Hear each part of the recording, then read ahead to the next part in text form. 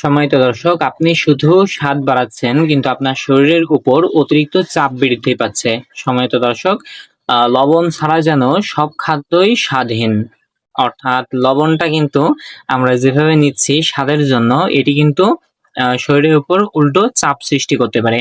আপনি যদি দীর্ঘদিন অতিরিক্ত লবণ খান সেক্ষেত্রে কিন্তু আপনার HTN অর্থাৎ হাইপারটেনশন হতে পারে, অর্থাৎ আপনার প্রেশারটা হাই হয়ে যেতে পারে। আপনি উচ্চ রক্তচাপে ভুগতে পারেন। যেহেতু এর প্রাথমিক তেমন কোনো লক্ষণ থাকে না, এজন্য অনেকের সুপ্ত অবস্থায় উচ্চ রক্তচাপ থাকে।